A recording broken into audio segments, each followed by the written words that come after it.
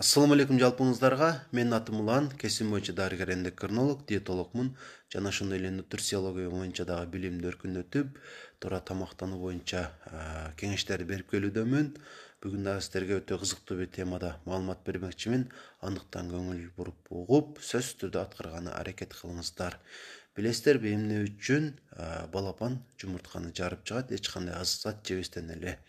Эмне үчүн кышында дарактар гүлдөбөйт? Эмне үчүн биз дайыма кийим кийип жүрөбүз? Мунун баарына бир эле жооп бар: жылуулук. Эгерде жылуулук бар болсо, балапан жумуртканы жарып чыгат.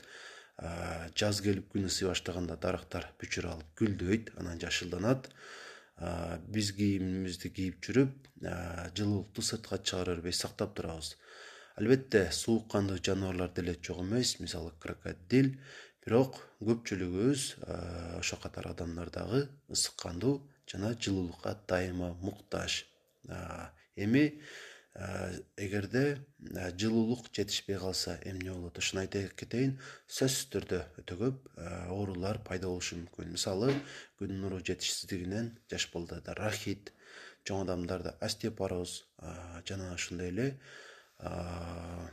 кургагычук өңдүү бир топ адамды кыйнай турган оорулар пайда болот. Күндүн нурунун, жылуулуктун жетишсиздигинен улам. Андыктан биз өзүбүздөгү жылуулукту ар дайым жакшы сактап, анан сырттан дагы күнүн нурунан дагы жетиштүү өлчөмдө ысыкты алып турушубуз керек болот.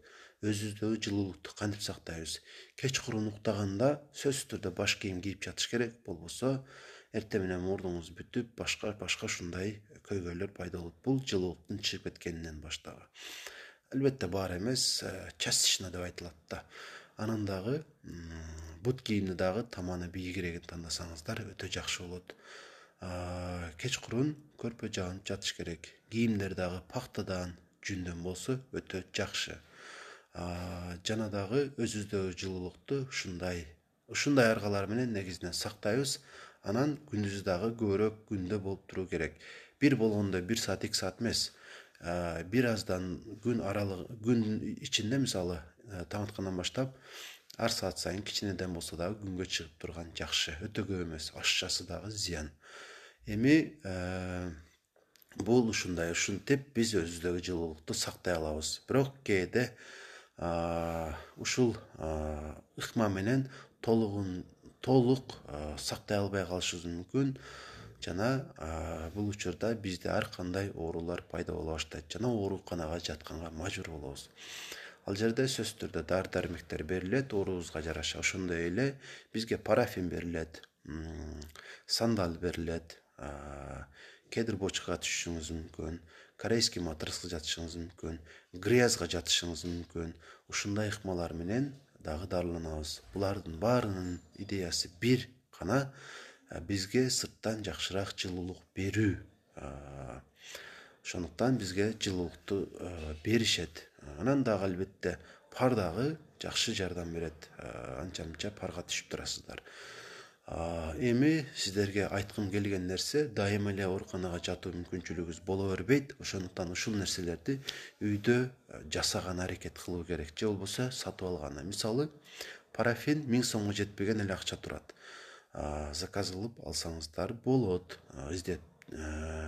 Анан сандал деген бутты жылыта турган парник сыяктуу кылып жыгачтардан жасайсыздар дагы, үстүнө кандайдыр бир мата жаап туруп, лампаларды илип, 4-5 лампаны илип туруп эле жасап койсоңуз болот. Бутты салып алып турсаңыздар ысытып берет. Анан албетте кымбатыраак болот, бирок мүмкүнчүлүк болсо корейский матрасты дагы алып койгон жакшы.